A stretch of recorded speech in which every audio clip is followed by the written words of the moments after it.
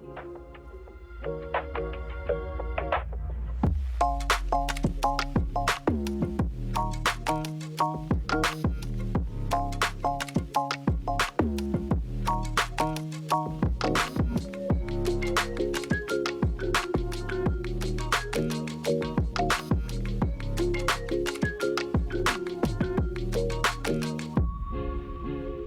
think I have that one.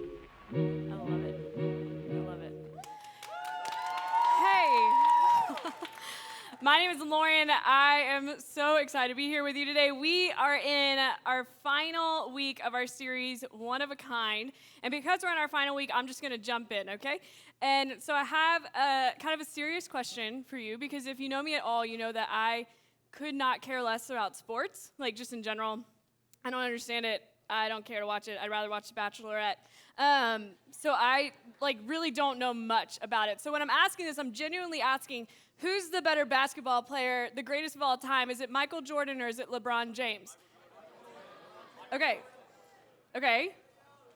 Show of hands, who would say Michael Jordan? Who would say LeBron James? Oh, yay. Wow. I feel like I have an answer to my question now. I was expecting that to be a little more 50-50. All I know is that he was in the original Space Jam, and he was in the new one, so therefore Michael Jordan, because the original is better, right? That's all I know. I'm sure some of you have some really great opinions on why you think the way you think when it comes to this question. And if you're like me and you're like, I don't really know, my opinion's based on Space Jam. I have another question. Who's the better artist? Is it Adele or Taylor Swift? This one's hard. They're both great. They're both giving us Sad Girl Autumn. November's going to be a hard month for a lot of us. She's consistent, right? She doesn't do an album for 6 years and comes out with Easy on Me, and I'm like, wow, I forgot how much I love Adele. But Taylor is she can go in and out of genres like no one else. Both their songwriting is incredible. I don't know, but I'm sure, again, I have my opinions, y'all have your opinion, and I just have one more question. This one's really for the leaders, but students, if you have an opinion, that's great too. Who was the better boy band? Was it Backstreet Boys or NSYNC? NSYNC. Okay. Look at this picture. I literally Googled Backstreet Boys best picture, and this was number 2.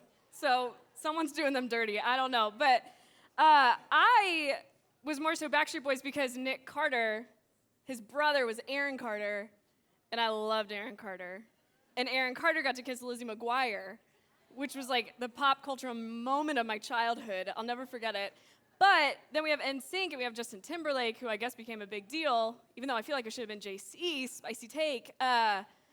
So I just think this is going to be an ongoing conversation, really for millennials. I guess Backstreet Boys, they have the Las Vegas residency, which says something. Actually, I don't really know if that does say anything at all. But I have gotten into arguments with my friends over which band was better, is better, whose music has aged better. And we all love a good game of comparison. It's fun. A couple years ago, we had the chicken sandwich wars, remember? Where everyone was coming out with their own chicken sandwich, and we were spending our money and our time comparing these chicken sandwiches. And then Zaxby's came out with theirs 2 months ago, and we're like, you're about 3 years too late, but we appreciate the effort. They just all had their own take on it, and we spent time comparing these things because we love to have an opinion. And we love to make judgments and have our opinions heard, and it's fun. We do it with music, we do it with teams, we do it with TV shows, we do it with politics, that's literally Facebook. We do it with all these different areas of our lives. We compare all these different things. And I think for some of us, I'm not going to speak for everyone, but for some of us, we kind of like this game of comparison because it gives us a break from comparing ourselves. Because we compare ourselves all day long.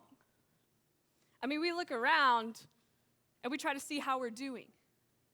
We go on social media and we're comparing. And so my question for you tonight is, where do you look to determine how you're doing in life? Or really, this could say, who do you look to determine how you're doing in life? Maybe it's siblings, maybe it's friends, maybe it's someone on your team, someone at your school, maybe it's someone you don't even know. But for all of us, there's someone that we look to and we compare ourselves to. And when we compare things like movies or chicken sandwiches, really what we're trying to do is we're trying to decide the best. And we do the same with us. When we compare ourselves to others, we're trying to figure out where we rank. Are we the best?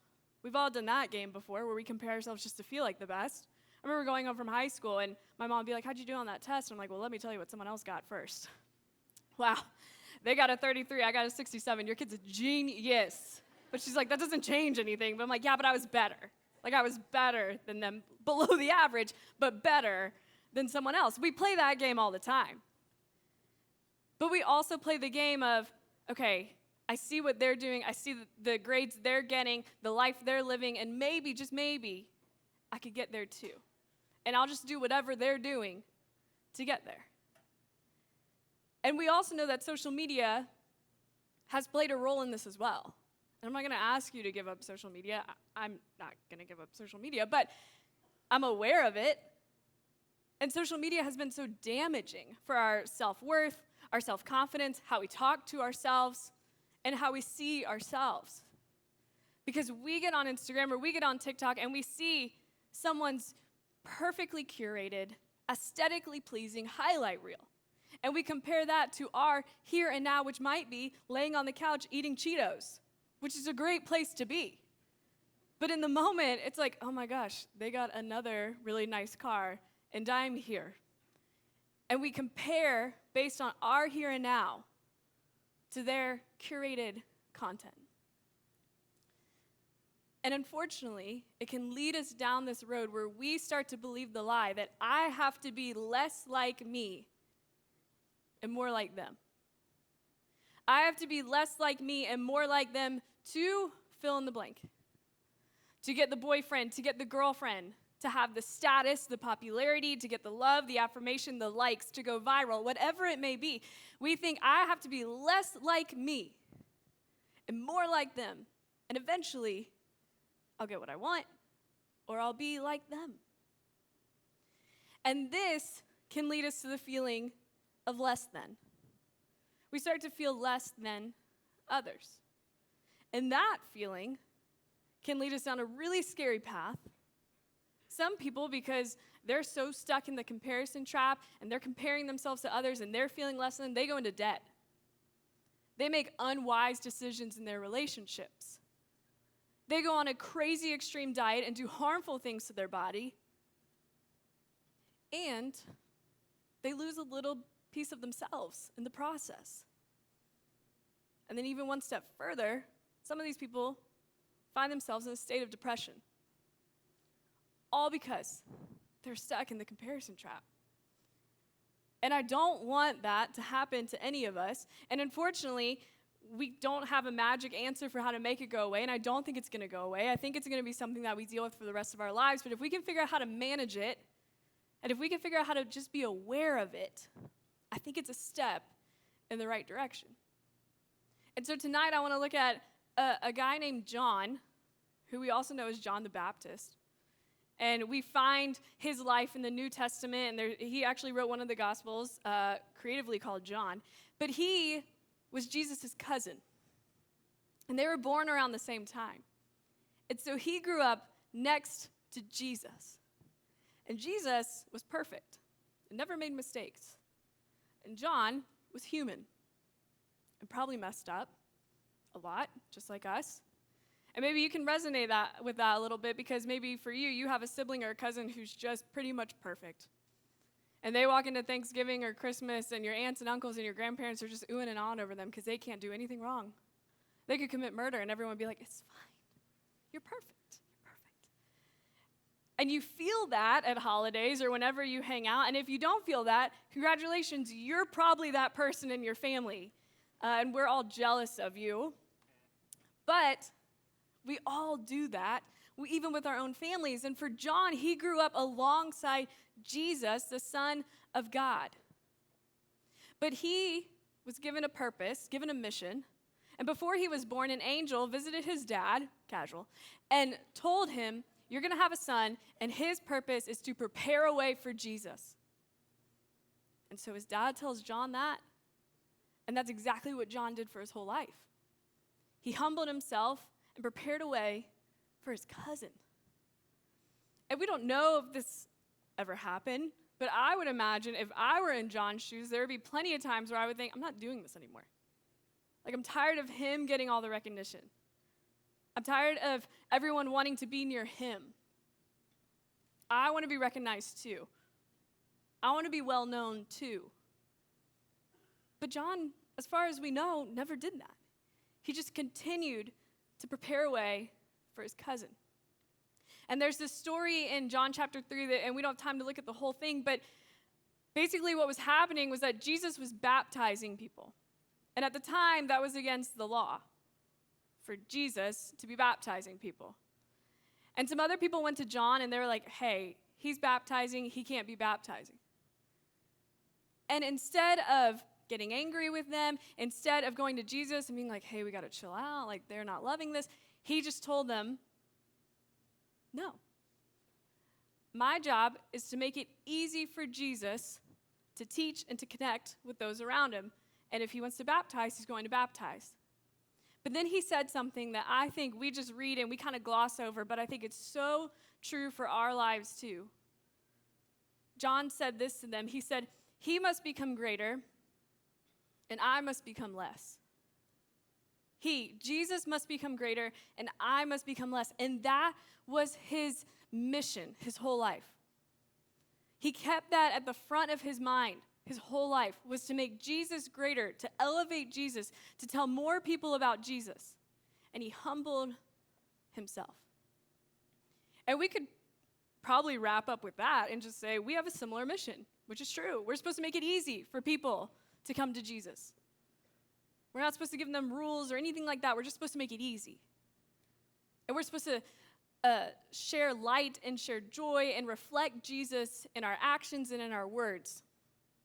But I think there's even more to that, because God entrusted John with paving a way for Jesus. God entrusted John to help Jesus, to support Jesus, to encourage Jesus. And God's entrusted us with things too. You see, you've been entrusted with all these things. Your relationships, your gifts and talents, your wiring, your interests, and your influence. And this one, your influence could be your siblings, your neighbors, your classmates, your teammates, your bandmates, everyone, your followers online, anyone who looks to you ever. You have influence.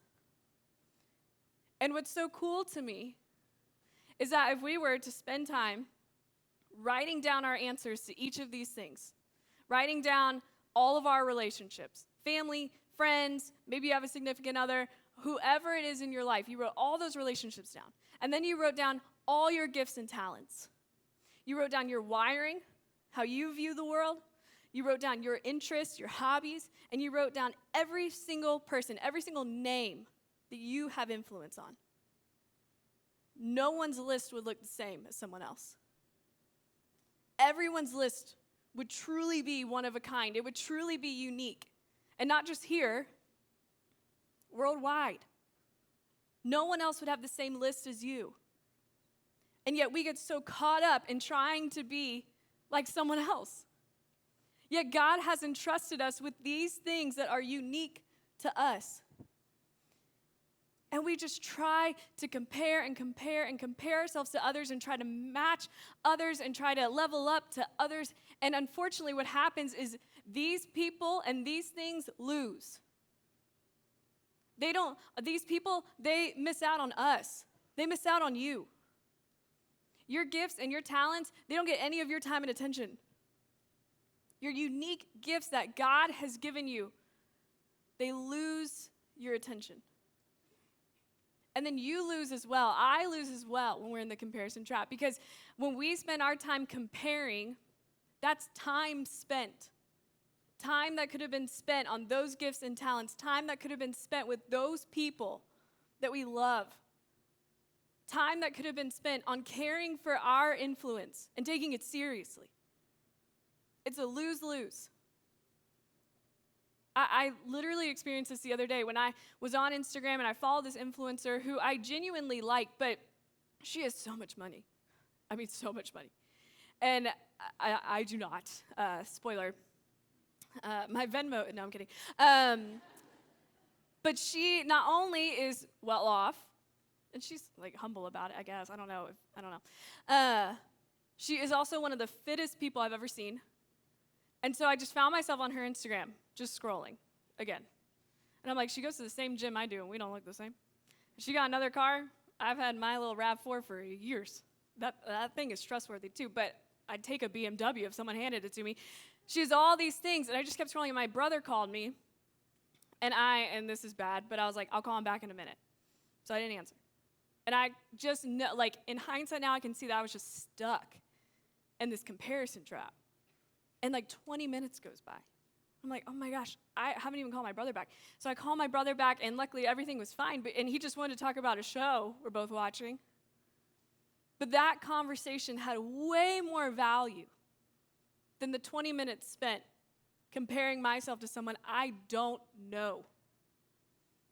It was 20 minutes spent here.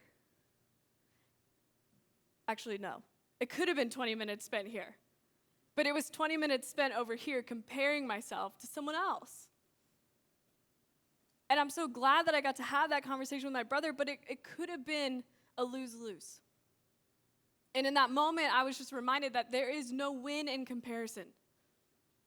No one wins. I lost. I felt worse about myself after 20 minutes. My brother, his own sister didn't answer the phone when he called. And it was a lose-lose situation. And I don't want that for any of us, and I really don't want that for anyone who's on our list, who's one of our relationships, who's someone we have influence over. I don't want that for them. And so this week, I just want you to do one thing. And maybe you need to write this down, or maybe you need to take a picture of it, but this list, I want you to answer these things. Because I think actually writing this out and answering it for ourselves, especially the people, and keeping it somewhere where we see it, keeps us focused on what God has entrusted us with, not focused on what we don't have or what we hope to have, but keep us focused on what God has given us in the here and the now. He's entrusted us with these things. And I don't want any of us to miss out on that. I don't want them to miss out on you, on who you are now. I don't want that. And I don't think you want that for yourself or for them. And so this week, in those moments where you're tempted to compare and you're tempted to do that scroll, I just want us to remember what God has entrusted us now. And how can we spend that time instead of over here comparing, but right here on what we have right in front of us. So I'm going to let you go to small group in just a minute, because I think this conversation is so personal and really deserves some conversation around it. And so I hope that you're honest, and I hope that you listen to others in your small group tonight, because I do think, although this comparison trap, it won't go away, I think, especially when we have accountability, it's easier to be aware of it and to manage it well. So I'm going to pray, but after I pray, don't move yet, because I have a little bit of instructions, okay? So I'm going to pray. Father, thank you so much for this day, God, for Inside Out, for the baptisms we just saw, God, for the life change that's happened in their lives. We're just so grateful. And God, I just pray over this week and the weeks forward, God, that in those moments where we get stuck in the comparison trap, God, when we are tempted to spend more time comparing ourselves and thinking less of ourselves, God, that you remind us that you've entrusted us with a lot. And God, I just pray that you give us the wisdom and the strength to turn away from the comparison game and to focus on what's at hand. So God, we love you. We're grateful for you. It's in your name we pray. Amen.